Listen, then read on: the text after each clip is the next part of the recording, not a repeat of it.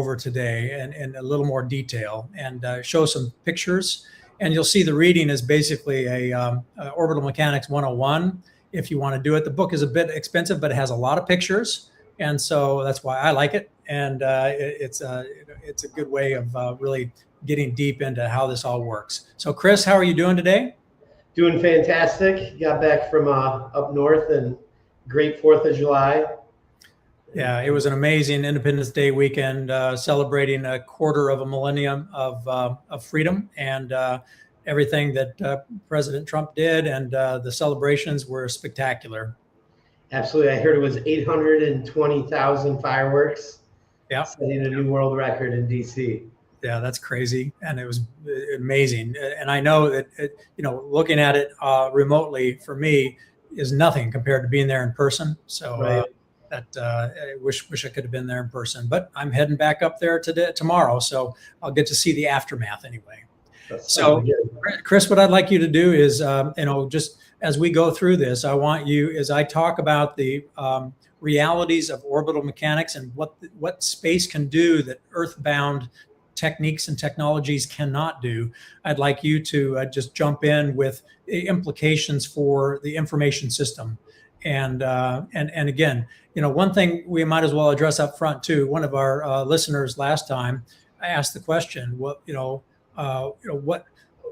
you're dancing around the issue here. What is the tool? I want to know what the tool is, and I'd like you to rephrase the question in your words, Chris, and then let's talk just a little bit about that before we jump into Orbital Mechanics 101, which will be fun, some fun pictures, and give you a real sense for the wonder and magic of the way God built this universe. And if we tap into it properly, it can really help save the human race from lies and deception. Yeah, so I really like the question that one of you put in the comments, and again, we encourage all the questions you have and any ideas you have, because when we talk about this tool that we're building, what one of you said is that it's kind of already been given to us by the Greeks and the Romans with critical thinking and rhetoric. And there are really cool tools, and I would argue that all of these tools of truth have been given to us by the past civilizations, and it's really up to us as individuals to want to find the truth and want to see the truth, and then we can seek out these simple logic tools in order to discern it. And what we're doing here, what we're building in space and in it's not only in space, it's in our minds, and helping us to understand when we look at anything, there's a new framework we can put it through, where so much of what we're given today, I like to say there's a difference between intelligence and information. Intelligence is a small piece of something, usually used to maybe push you or prove a point or something, where information is sticky and it's connected to the rest of the information in the universe. So when you look at information, you're looking at a piece through a window, and you can change that frame to be big, you can change that frame to be small, you can look at a different spectrum on it, you can look at the logic involved, the life involved, what form it has, what the force is, you can check your ledger, and then eventually you can understand the capability of anything. So that's what we're going to be getting into as we move through this. Yeah, thanks for sharing that. And again, as we do unpack this, you'll see some similarities to blockchain techniques and what Bitcoin has done to be survivable and to be immutable, where unless everything is destroyed, you still have that ledger that helps you triangulate truth. So there's going to be a lot of similarity. Go ahead.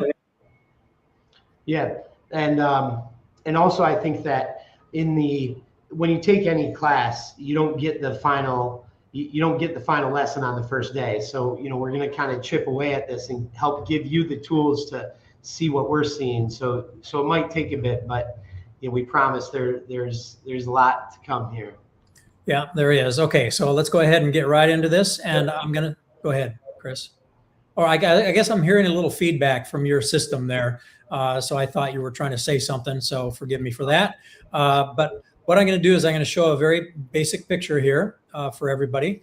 And this is a picture of the Earth. and a picture of where a low Earth orbit satellite sits, right there where it says LEO. That stands for low Earth orbit. Then the MEO next to the left of that is medium Earth orbit. And then GEO stands for geosynchronous orbit. But what's magic about a geosynchronous orbit, and you probably heard that term, but people will say GEO, but geosynchronous orbit, the magic about that is that satellite is falling around the Earth at the exact speed that the Earth is rotating. What that means is it is always having a staring eye on that half of the globe. So as you take a look at the cone, which is called the field of regard or the field of reference, a geosynchronous satellite can see half the Earth all the time. A medium Earth orbit satellite can only see a smaller segment of the Earth, and it has to fall in a way where it goes out of view. In other words, you might look up and see it, and then a few minutes later, it disappears over the horizon, and it's gone, and it can't see you, you can't see it. And low Earth orbit is even worse in the sense that when you look up in the sky, and many of you may have seen Elon Musk's Starlinks up there, buzzing along like a little train car of 4 or 5 satellites buzzing across the sky. They come overhead where you can see them and they can see you, but then they're gone within a few minutes, 7-8 minutes, depending on where you're at and what kind of mountainous territory you're in. This is why low Earth orbit and Elon Musk's Starlink requires thousands of satellites, because what they're doing is when you're looking at one satellite, it is and you're using it for broadband, it has to hand your broadband signal off to another satellite that's coming over the horizon. And so it's a big game of handoff. The two issues with that is, one, if you don't have enough satellites, then you don't get full coverage. And the second is you got to build a bunch of satellites. And the sad thing about the low Earth orbit satellites is that, they when they run out of gas, they fall into Earth's orbit and burn up in the atmosphere, which is not good for the business case, and it's not good for the environment. So low Earth orbit, the strategies you see with low Earth orbit are not sustainable unless you're willing to build a new satellite every few years and send it back up there. So geosynchronous satellites go up and they can stare at the same spot. So just with a few, instead of thousands of satellites, with just a few geosynchronous satellites, you can do the same job of seeing and understanding what's going on Earth. Now, it's further away, so there are issues with latency, meaning how long it takes for the speed of light to travel. But those are manageable with other satellites that are flying in orbits that are not necessarily right around the Earth. So that kind of gives you a kind of reference. So as you hear me talking about low Earth orbit, medium Earth orbit, and geosynchronous orbit, you'll understand that that there is usefulness in each orbit, but geosynchronous orbit is very special because you're always looking up and you're always connected to a satellite. In other words, it can see what's going on. The other satellites can too, but ultimately it's a lower price point for the business, and it has a staring eye on the planet. Okay, so I'll bring this down, and I'm going to just talk a little bit about what that means, and then I'll show this reference here. So this is another picture showing those orbits and how far out they are. The other thing to mention here, there are other orbits than just these three. There are elliptical orbits where it flies very close to the Earth on one side of the Earth, and then it flies way out into space like a big elliptical circle, and then it comes back in to low Earth orbit or medium Earth orbit. Those satellites also have usefulness depending on what their mission is, but all of these satellites require fuel to some degree or another. But I'm going to show you, so this gives you a sense of the distance, and it's quite a significant difference in distance. And the first one I showed you gave you that. But this next slide here, gives you a sense for the movement of low Earth orbit or medium or high Earth orbit, and what you can do when you have a constellation of satellites up in space. And so we'll talk to this one for quite a while, but I'm going to share this screen with you real quick and then talk about it. And let me get to it real quick.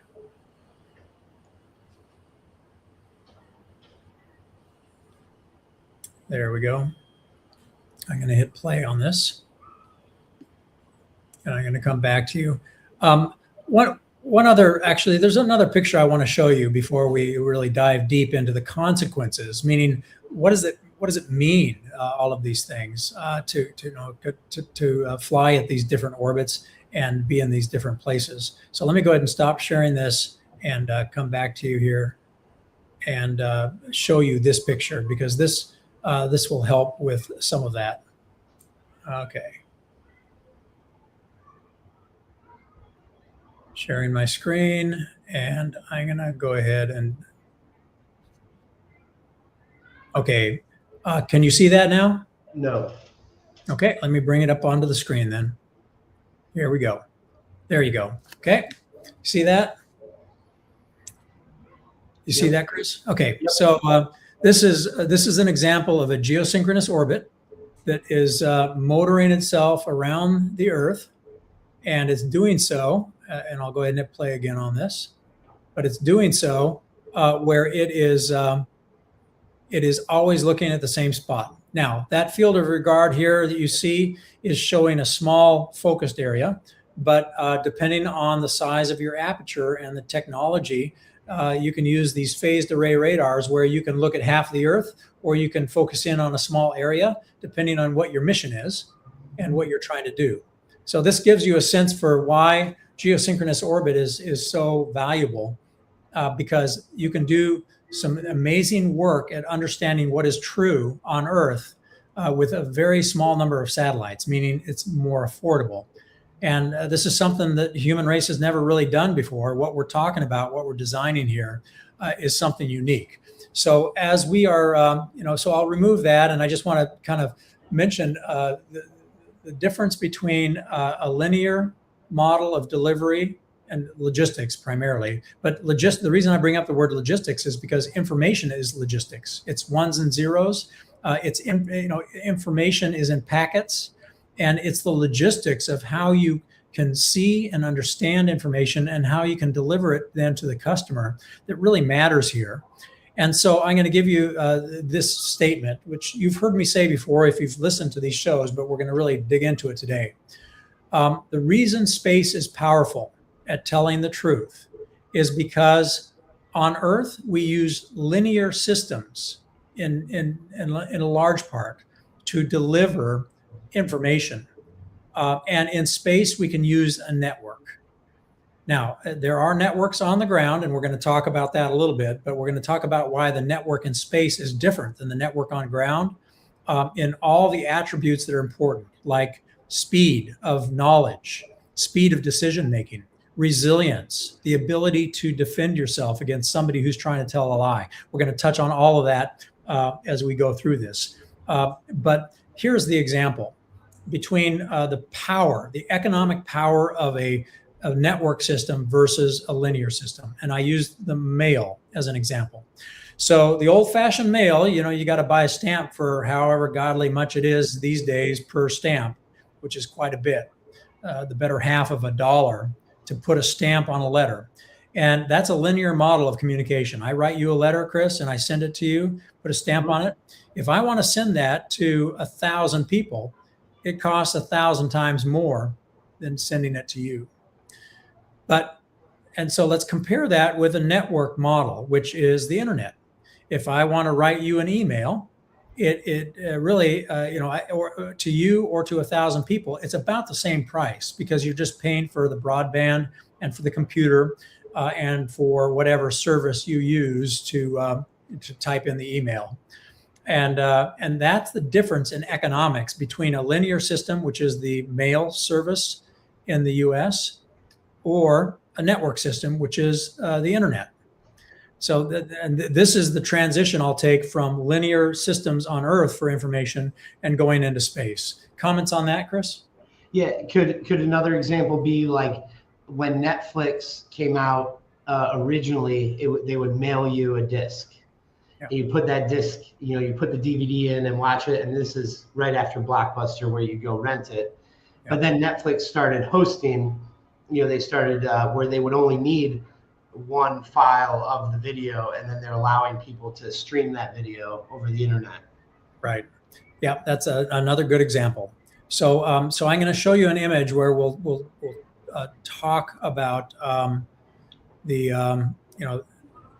where we're going to talk about the network effect and how it works in space. So this next image that I'm going to share with you is of this network effect, and I'll go ahead and share that now. And tell me, let me bring it up here, and then make sure you can see it. Okay, Chris.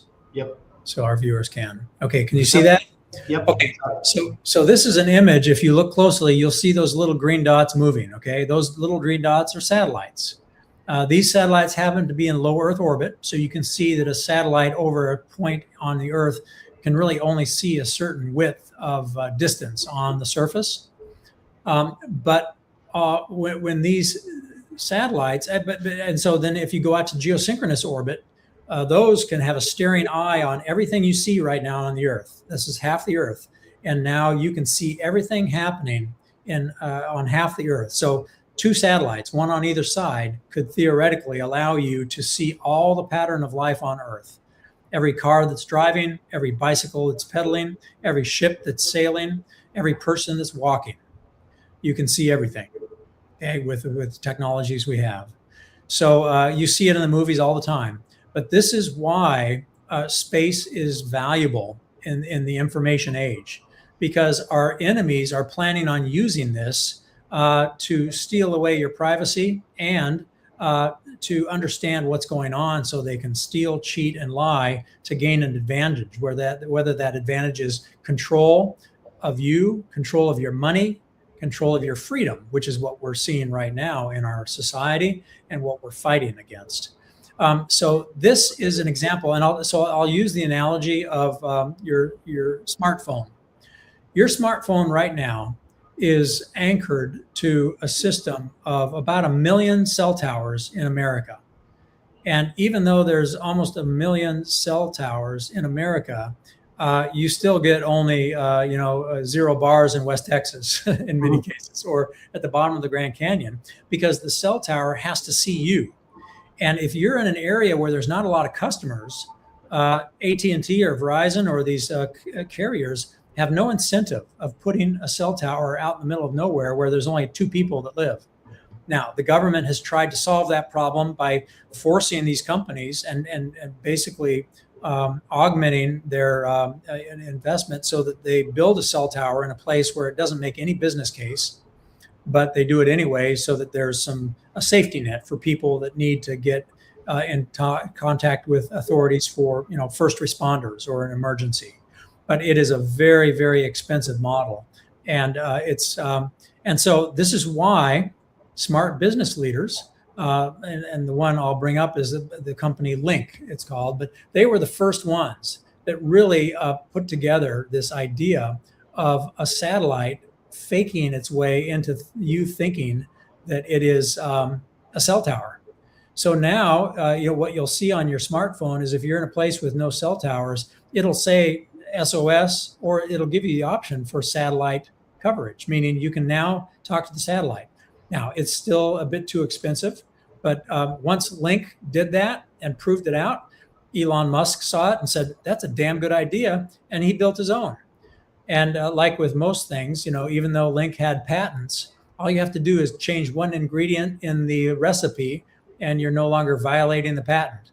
And that's what companies do. So it's good for people in the sense that now you're going to start seeing a whole universe where you're no longer talking to cell towers, you're talking to satellites.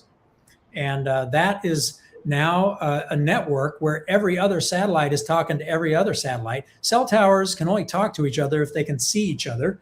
And a cell tower in New York City can't see a cell tower in Los Angeles. But what they do is they use something called backhaul communication, where they will send it down to a central location and it'll go through fiber optic cables to Los Angeles. And those fiber optic cables are now strung under the oceans. So the communication will go to Europe. So we have built a system on planet Earth that is okay to give you, a good call on your cell phone with you and somebody in Europe, but those generally rely on satellites now, or this backhaul communication through fiber optic cables. The problem with it, one, is it's very expensive, and this is why your phone bill is usually pretty large. Two, it is vulnerable, meaning a cell tower is easy to take down if the enemy wants to stop people from talking in a certain area. Underwater cables are very vulnerable. In fact, you just read the writing in China, and they have their submarines ready with a nice pair of cable cutters under the ocean, ready to snip those fiber optic cables. And what most people don't realize is everything in space, all of this wonderful work in space that you're looking at right there in this graphic, that is reliant on this backhaul under the oceans. So, for example, if China decided to cut off our communications and cut our underwater cable going across the Atlantic or the Pacific, it would shut down most of the satellite communications, because the satellite communications relies on backhaul in the terrestrial realm to get word to other satellites. They don't necessarily link like you're watching right now to other satellites directly, but that day is coming, okay? And that's one of the missions on our company, Space Built, is demonstrating the ability for satellites to communicate to one another like you're watching on this demonstration right here, whether it's in geosynchronous orbit, low Earth orbit, medium Earth orbit, or elliptical orbits, but also if it's out on the moon or on Mars, that we start having a delay-tolerant network of communication in space that moves us from basically a poor man's terrestrial model that is a network but very expensive and very vulnerable, to a true mesh network in space that is self-healing using blockchain techniques and ledgers, like you talked about, Chris, to be able to make sure that the truth is never lost and a lie can never be propagated, because it is immediately impacted by what is true. So I'll stop there for your comments, Chris, and then I'll go into the next chapter of why this allows us to have a level of truth that we currently don't have. So I think when I started my journey many years ago, my first focus was on trying to understand what the network was on the ground, where they saved the information, and where data centers were positioned. So I think what you're talking about here a lot is moving that data into space so that our networks can have access to it in space without having to come back down to Earth and go through those ground networks. Is that correct? Yeah, that's exactly right. You are literally cutting the cord. You know how we cut the cord of the phone, Right? And we can now cut the cord of energy, and this would be cutting the cord of information that is basically wiring us together on the Earth when it doesn't need to. In other words, building a system in space that nobody can touch unless they are in space. And this gives us a level of advantage for the next number of years as an American society. And I'll talk about that as well, because one of the questions we get in the chat and people always ask, well, all they have to do is detonate a nuclear weapon in space, and they'll take out the communication, or they'll just shoot it down like the Chinese shot down a satellite long ago. And the reality is that you would have to kill every one of these satellites in order to kill the ability to maintain truth, just like you would have to kill every single ledger in order to get rid of the Bitcoin blockchain and ledger. So right.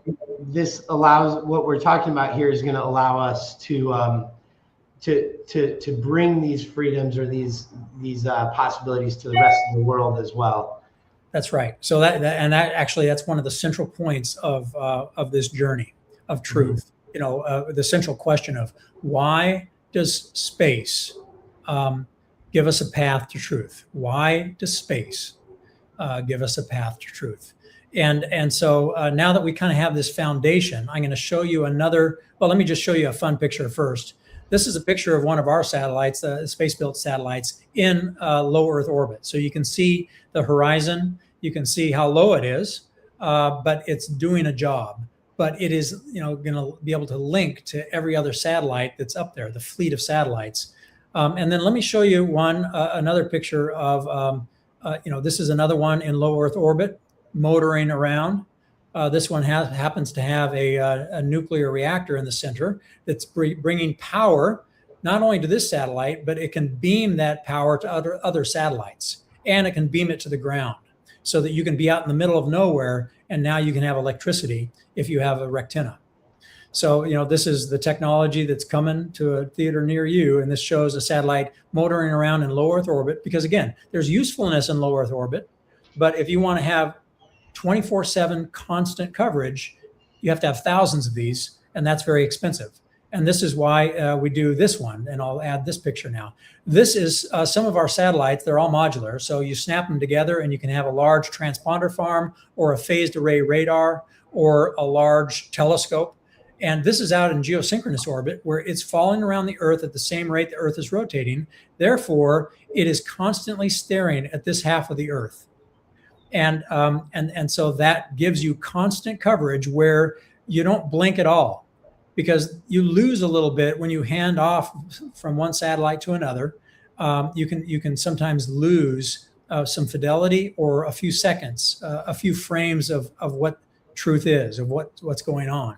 But this just gives you some fun little pictures of our satellites and what they're going to be doing. Here's another one where our satellite, this is one of our factories where it builds the satellites in space and it repairs them. It can go out, and these little robotic mechanics can go out and get space junk and bring it back in. We can melt it down and 3D print it into something else, or use the computers or the solar panels or whatever is useful. So you, one, never throw away anything in space, and two, nothing in space is ever again space junk.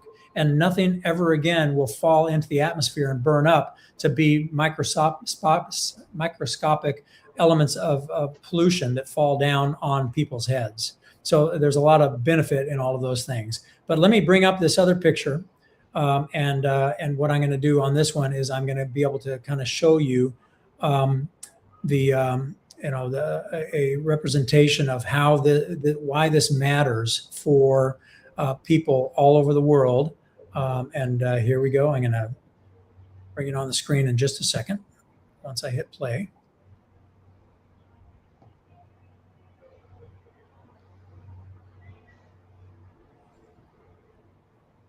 Okay, here we go. Can't see it yet. No, I know. I'm waiting for the right spot here. And then I'm going to stop this at some point. But okay, so here we go. I'm going to freeze this in a minute.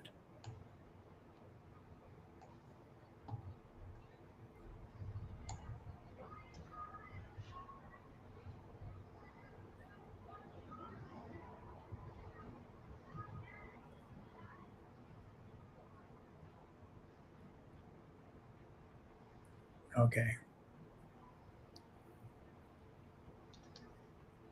It's the old thing they say, stop, hold for processing. I need to get, oh yeah, I like that. So it's not letting me get rid of this one. Let me try one more thing here. Okay. Okay, let's try this again. See if I can get this thing up. There we go. Okay, you can see this now? Yep. Okay, so the low Earth orbit are the little yellow dots, the medium Earth orbit and some of the elliptical orbits are the blue dots, and then the geosynchronous is the tall one. And I'll go back so you don't have to be distracted by that lady. And she's doing kind of a tutorial 101, there we go. Let's start right here so you can kind of see them move. But you can see them moving. And what it's showing there is it's just showing the fact that they're moving at different velocities. And those low Earth orbit, this is why we've done space this way. And that is that a company can have something in space and it just falls for a living. It doesn't have to have thrust. It just falls. All of these satellites are just falling around the Earth. And when they start getting, when they start losing their velocity because of the friction of space winds, if you will, there's winds in space. It's basically radiation. We call it space wind. And that wind is like friction on these satellites. And when it gets that friction, you have to, use your thrusters to get back to the velocity, so you keep falling around the Earth and you don't fall into the atmosphere. So that's one of the things that we solve in space, in our company, Space Built, is that we can refuel our satellites indefinitely, and we can send fuel out there indefinitely. There's no running out of fuel where it burns up in the atmosphere or becomes space junk where it's sitting out there and it becomes a hazard to other people that are trying to operate around the Earth.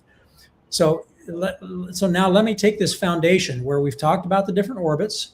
We've talked about the difference of a network effect versus a linear effect, and how that is still trapped in very expensive methods on Earth and methods that are very vulnerable to somebody else intercepting and avoiding you from seeing truth because they can shut out the lights if they want to do something dastardly. When we have a constellation in space that never runs out of gas, because and it doesn't take much gas to keep it in the orbit, but these satellites are built on Earth, they're sent into space, and they only have a certain gas tank. And that gas tank is going to run out because they were never designed to be refueled. But the new fleet of satellites that Space Built is building and other companies are building are refuelable.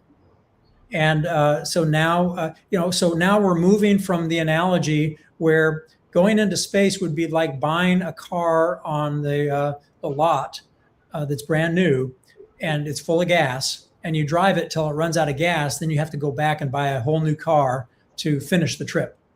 That's how we do space, and it's stupid, it's expensive, and we have the technology now to do it differently. So now when you can do that, and when you can have a space enterprise that is affordable, and you can lower the cost, just like Elon Musk has broken the first barrier of the lower cost of access to space, and Space Built is breaking the barrier of low-cost reusable satellites that do not become space junk. Now you can have a constellation of satellites that can see and communicate with every person on the Earth.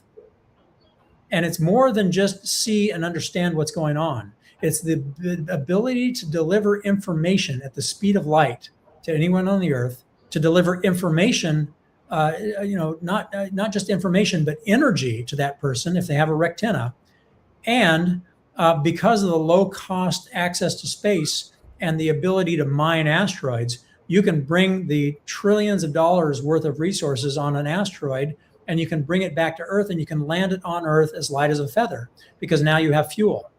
This is the other thing about orbital mechanics that people don't understand. They think that the only way to come back into the Earth's atmosphere is by going the speed of heat, where you come in and you need a heat shield, and then you need to pop a parachute and land in the ocean. The only reason we still do that is because we have not broken out of the paradigm of the 1960s. The only reason we still do that is we don't have enough gas in space to be able to slow down and align our velocity with the velocity of the molecules of air that are rotating around the Earth at the same speed the Earth is rotating, and that's 1,000 miles an hour. So when you stand on this Earth, you are traveling at 1,000 miles an hour as the Earth is rotating. And just like we saw in one of our first episodes of Space Revolution, where you saw a man in a balloon at the edge of space jump off that balloon and parachute down to the Earth and land as light as a feather. It's because that balloon and that man was aligned and moving at the same velocity as the molecules of air. So to put it simply, we never have to have a heat shield and pop a parachute to land in the ocean. And with all that danger, from the moment forward, we have this capability in space, this logistics in space that Space Built is building. We can now build something in space, do something in space, and deliver it like Amazon's drones to your doorstep anywhere on the planet. And we can do it at an affordable price point. You don't need ships. We still want ships. We don't need planes. We still want planes. You don't need cars and trucks and trains. You still want them. You could deliver anything that you can manufacture in space, and that's everything.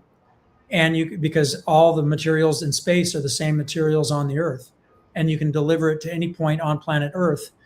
And when you can transform logistics like that, you can transform the Earth.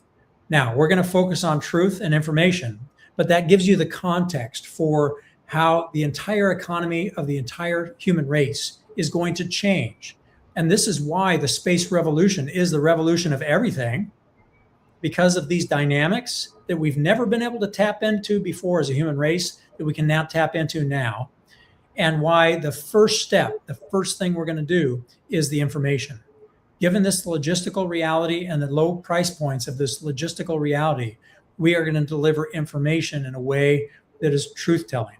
And that now we can get into the rest of the conversation about why does space allow us to see truth? So comments on that before we dive into the next chapter here for this session. Yeah, I was just going to say that, while I was up north this weekend, there's a lot of spots where we can't get cell coverage, but also there's a lot of great views that are obstructed by these cell towers. And so there's kind of two sides to this. There's the side of, respecting ourselves and respecting our planet, and this ability that with space, we can truly create a park here on Earth where we don't have to have these power lines. We don't have to have these cell towers. We don't need the planes, but we want them. We don't need the cars, but we want them. We can start to put more value on everything we're doing on Earth, because space space is where we can have that backhaul, where we can have that true information and energy and everything delivered all over the Earth. And then we can now start to love, where we live more and take better care of our cities and our planet. Is that? Oh, that's exactly right. In fact, one of the taglines as we raise money at Space Built is, what we are doing is going to uplift the human condition. Yep. It is going to bring people out of poverty, out of ill health, and out of slavery, in whatever forms those exist anywhere on the planet. That's the true purpose. Our vision is for the future. And when you talk about the golden age, this is about the people in Africa that I grew up with that are still enslaved. They are still without decent drinking water, without decent electricity, without decent information, and without any tools to break out of the shackles they're in of slavery by the despots and tyrants that hold food, water, electricity, money, and information as weapons against them. Mm-hmm. So it's a great point, Chris. So now I want to kind of get to kind of the final point of this episode, where we take all this background about orbital mechanics and why space is different, and really get to the key, and that is why space is a path to truth. Okay, and this actually is an important thing. By the way, Chris, we love the sound of children, so. You just let them ring out. Okay, yeah, they're starting a concert in Town Square across the street, yeah. So that's nice. So this gets to the central point of this episode, and that is something we talked about last time, and that is, if you can see what's going on planet Earth, where you can see every person walking out of every door, you can see every license plate, you can see every car, you can see every action. And you can see it not just in daylight, but at night and under the trees. And in fact, in many cases, you can see through buildings. What do we do with this reality that's descending on us? And when you couple it with artificial intelligence, and then soon quantum, when it becomes commercialized and operational, what do we do with this? And so this is why we are leading the charge of starting with information, where we are taking this reality that's coming to a theater near you soon, and we are designing a tool that allows us to see truth but protect privacy.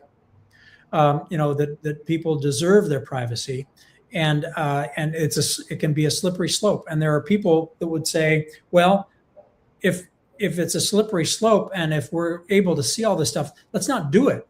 Because if we do it, then I can't hide by going into the woods over there, Right. and I wish we could turn back the clock. I wish we could put the genie back in the bottle. It would be like saying we're going to put electricity back in the bottle. We're going to put the control of fire back in the bottle.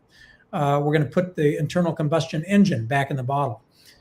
We may wish for those simpler times, but those simpler times were not necessarily free of insecurity, ill health, and a lack of information and poverty. At every juncture where there's been a new invention, the per capita increase in security, prosperity, and health have gone up.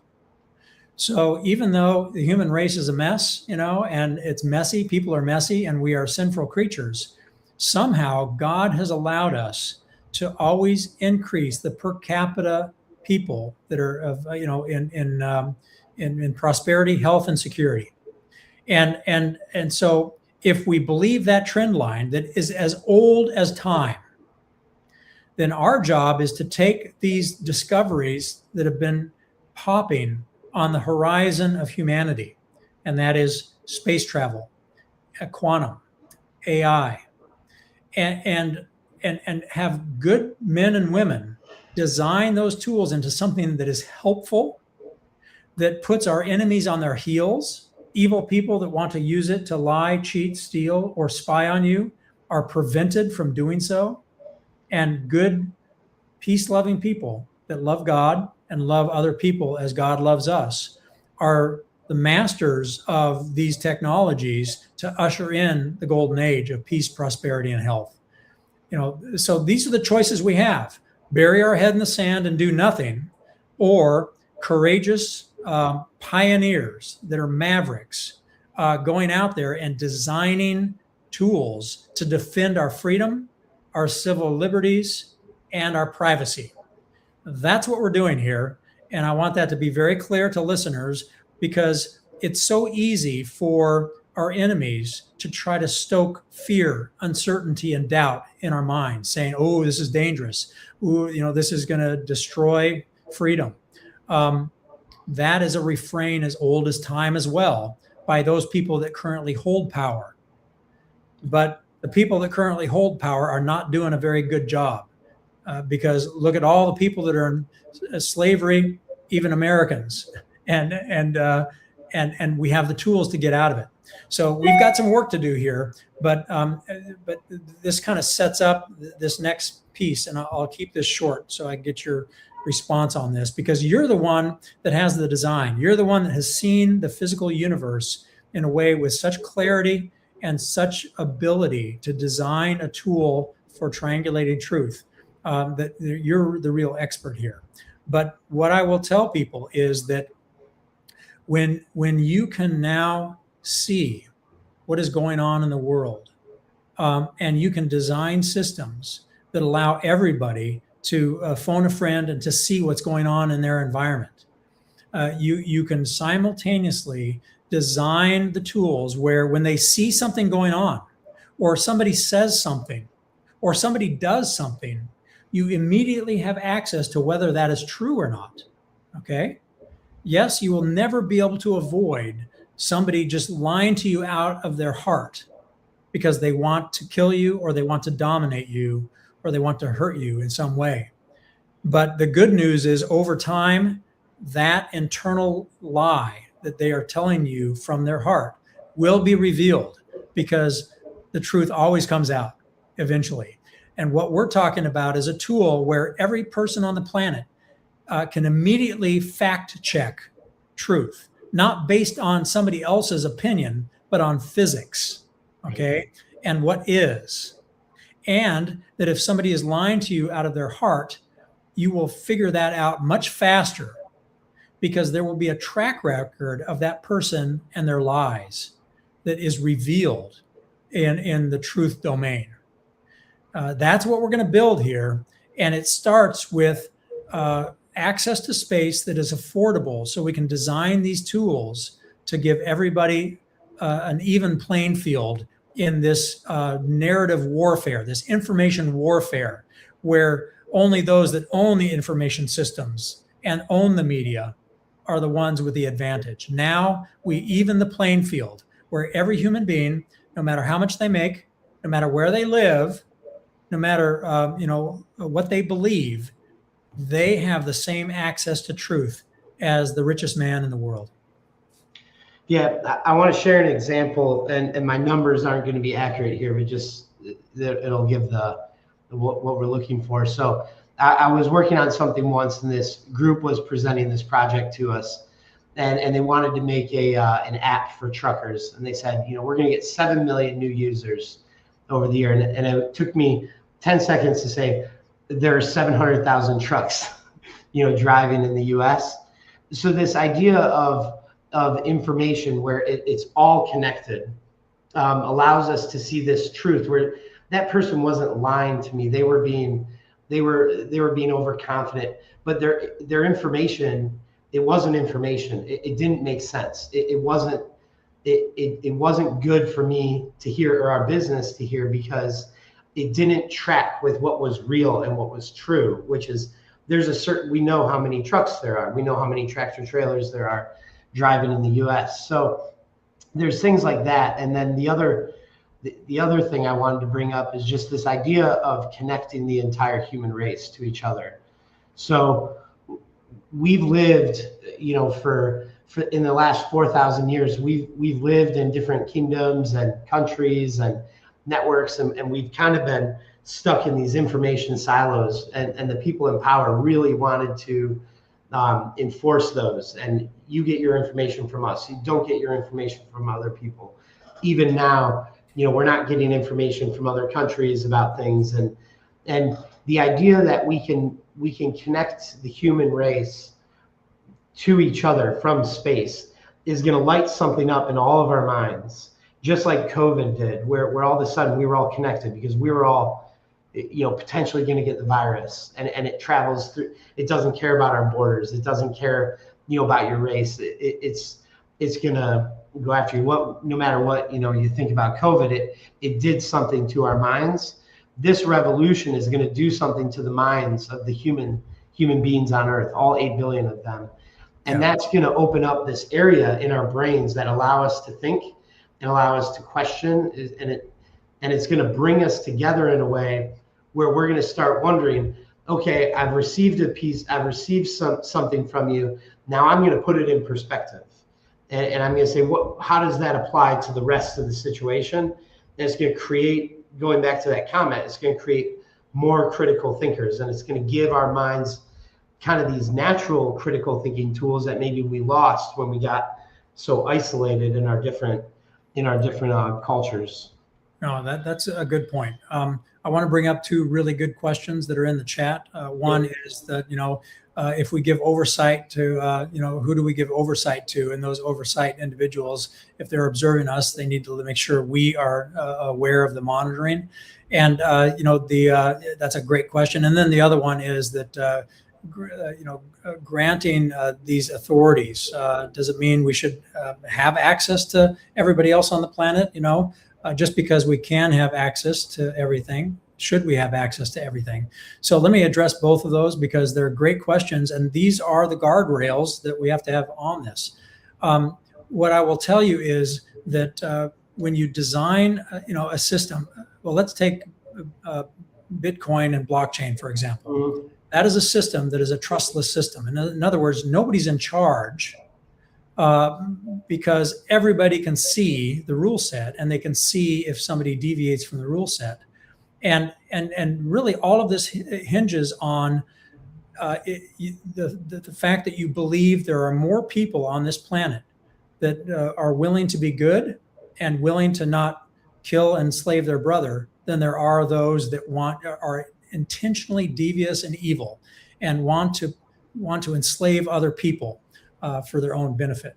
So, if we are not a moral species, then there's no hope for us, and we're just, bantering around with no hope. But the fact that every discovery since the beginning of time has increased the security, prosperity, and health of the human race for me is evidence of the fact that there's more going on than just technology.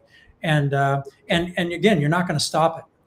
If we don't design an information system where there's nobody in charge, and it's designed, and for the listeners to think about this, it's not structured based on watching people.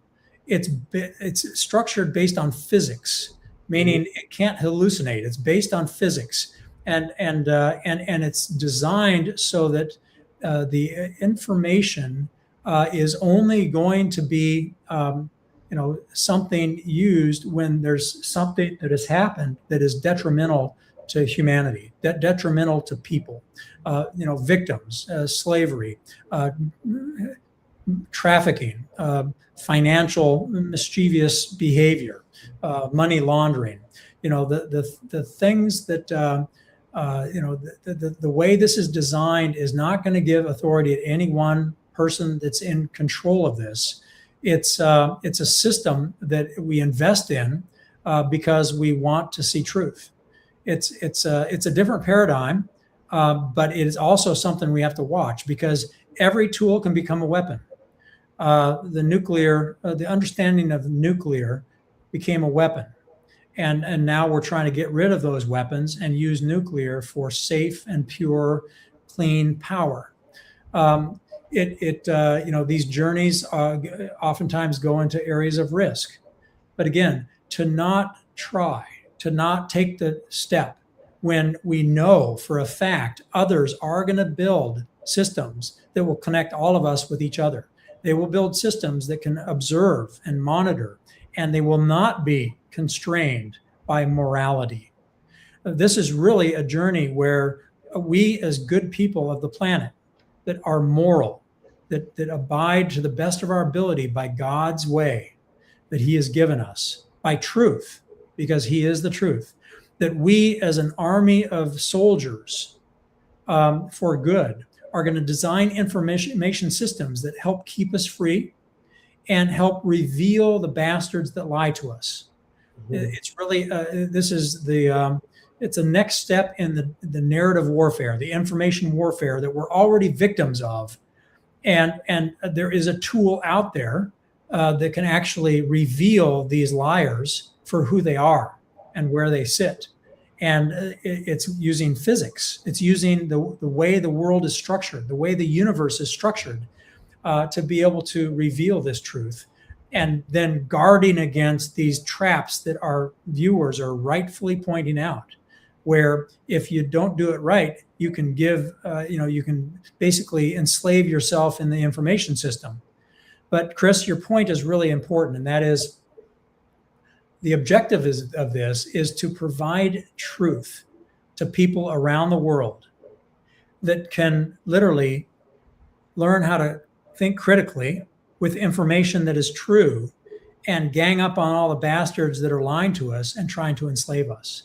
It is literally the workforce, the army of truth tellers having a tool to defend themselves against others that are already doing what we're talking about. They are already doing this, but we can get there first because the American entrepreneur system and the American way of free thinking and freedom is faster than communism, socialism, and the slavery systems that are trying to design the same thing.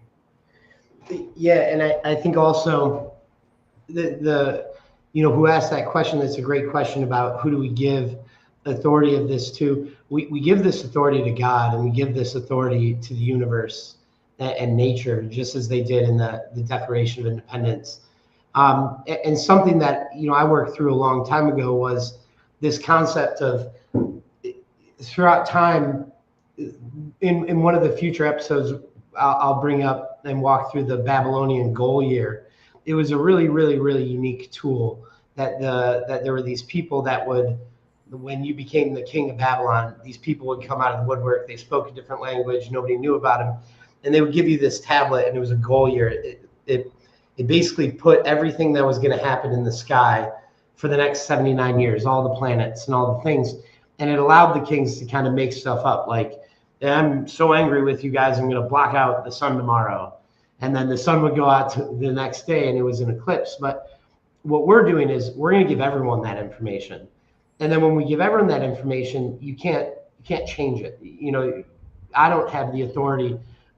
If I'm in charge, if I've got, you know, let's say I'm put in some authority position, I can't go change when the eclipse is going to happen. I can't move the satellites. You know, I can't change the information. The information's there. So what we're doing is we're allowing people to learn, and once people start learning, you can't unlearn that. So it's this idea that we're going to allow our students to innovate what we teach them. We're going to allow the students to outlearn us. We're going to allow strangers to come and recognize truth, and then if they're aware of that truth and they're, you know, involved in it, they're as much in charge as I am, or you are, or anyone is. So going back to kind of what we said last week with we hold our words up together, we hold the truth up together too. So I think that this space revolution and this is a new paradigm. We're not giving any one group control of this. We're giving control to the species, and that's a really beautiful thing. But it takes leaders like you, sir, and great people involved, and to want to do that. If you another example, if you look back to Tesla, he had a great invention, but it didn't make money, and so, you know, it was put to the side. If there were great leaders, then they could have figured out a way to have it make some money. But a lot of our systems today are based on making money and not giving truth. So yeah, no, it's true. It has to be profit with a purpose, and right. We have to be able to think beyond the money, even though the money is important, because that's how we operate in a sinful world where we turn an attribute of greed that is not good into a motivation system to actually innovate and learn. But one of our listeners actually brought up a really good point, because I talked about how our systems are based on physics and how the universe actually works. And his comment was, physics is based on assumptions. And he's exactly right. And I'll use the example, and I'll tell you why, you know, we keep this in our minds. When Einstein developed the general theory of relativity, he said, this is what I see happening in my universe, in the slice of the universe I can observe. Okay. But he said, but I know that it's wrong because it's only in the slice of the universe that I can observe. And the universe is so much bigger than what I can observe. So this may work in this little pocket of the universe, but it may not work in every pocket of the universe. And who knows, it might even change. Mm-hmm. So it's a very good point. And this is why you can't base anything on people and or stuff. You can only ultimately rely on the fact that God is truth. You know, God's word is the truth, and our morality and our faith is really the only thing that will save the human race. Because this tool we're talking about, that we're going to be kind of building out together, so people understand why it can make sense to help the human race take the next step in the quantum age, is just one journey of 1,000 more, if God is willing to allow us to continue to exist and doesn't come back and take us all to either heaven or hell, depending on where we belong. I will tell you that this ability to help people tap into their morality, and having more people on the planet participating in this information revolution that's taking place, using space as the way of connecting them, is a really good thing. And here's the example. In Africa, you know, there's a lot of people on the African continent that have zero access to information. They are enslaved, they are hopeless, and they are suffering. And yet there are as many geniuses amongst them as there are in any other demographic spot on the planet. When we can start tapping into the geniuses, all, you know, in the African continent, the way we have in North America or in Europe, you know, we're going to find that we have even more good people that are moral and ethical and abide by God's way, that help us throw off the shackles of the very few evil people that have been perpetually enslaving the human race over the millennia. And we are at this juncture in time where if good people are willing to build and invent and educate the human race, we have even a higher chance of winning, because we have more forces on our side. The demographics of evil are a small slice of humanity, yet a massive slice of humanity is not even in the fight. And when we start bringing them into the fight with this information systems that are truth-telling and that can discover liars and cheats and stealers who are also trying to play in this information domain and this narrative warfare, we increase the numbers of our army of good moral people and increase our ratio of good versus evil. So this, for me, is one of the critical points we need to get over at this juncture in history. Yeah. And I also just think that there's so much we all have in common, and that's, something that's going to be beautiful, that we're going to learn how simple some of the things are. You talked a lot about today about physics and some of these things. That beyond that too, it's like I see episode 26, I think irony, and I think everything is ironic because the center of the planet is made of iron, and anyone in any country, in any culture can recognize that joke if you tell it right, because there's only so much going on. So as we connect, we're going to get smarter, and the evil is going to be so hard it's going to be so hard for them to do it, because it's a lot more simple than it's a simple answer after all sometimes. Yeah. So one of the other comments in the chat that's worth punctuating here, because it's very easy for people to misunderstand and misinterpret, what we're saying. Let's be very clear. The only thing that allows humanity to survive is the Holy Spirit in each of us, that helps us understand truth and discern what is right versus what's wrong. Everything else is a tool, and it's a tool that can be a weapon against truth, and it can be a tool that is a weapon for truth. It's really up to moral men and women to decide what they're going to do. Are we, yes, we could go on the path of saying we're not going to do anything because we're just going to rely on the Holy Spirit, but that is to go against what God told us. What Jesus told us in His Word. When the disciples said, "Okay, Jesus, save the world, bring your kingdom here," and Jesus was like, "No, I'm not going to do it. You're going to do it." And that's what He asks of us. He asks of us to work hard every day, like it's all up to us, and pray every day, like it's all up to Him. And if we do that, and we allow our spirit to be emptied of evil and to be filled with the Holy Spirit, we have a fighting chance. So for all of those that are willing to just put their head in the sand and say, no, this is all bullshit, these are all just weapons to replace God, have zero understanding about how history is unfolded and how God has used good people to design tools for peace, prosperity, and health. That's why America exists. That's why we didn't bury our head in the sand in World War I and World War II. Otherwise, we would be on the trash heap of history with our children enslaved and suffering. And God does not want suffering. God wants people to live in peace, prosperity, and health. And He wants His people filled with the Holy Spirit to be fighters for that. And to advocate that responsibility is to turn away from God, in my opinion. So, Chris, thank you for kind of joining me for this session, laying the foundation of orbital mechanics and kind of answering the first layer of the question, why space is a path to truth.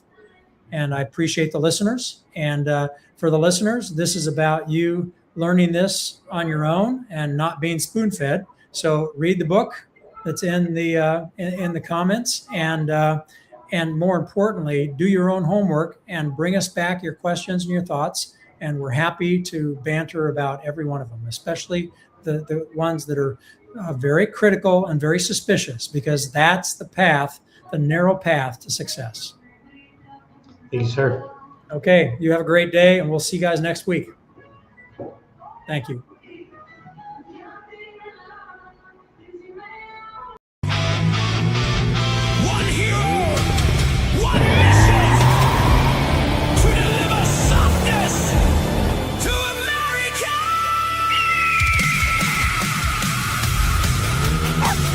No, Gigi, we can't stop for sex, dude. We have to deliver all of these soft disclosure gift cards.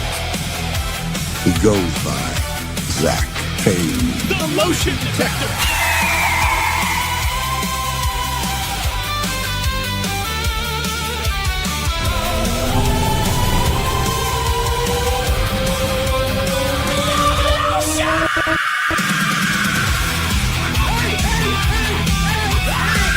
Hey, stop fighting over the beer brush.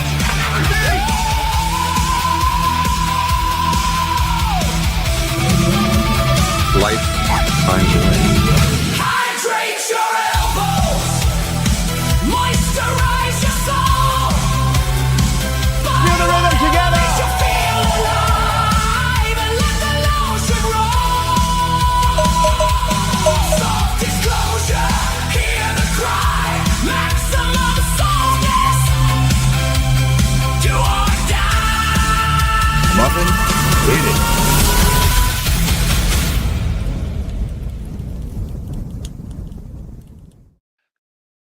Thank you so much for joining us, and don't forget to hit the thumbs up on this video. And a special thank you to all of our advertising partners. Please remember to shift your dollars to support those businesses that support Badlands Media.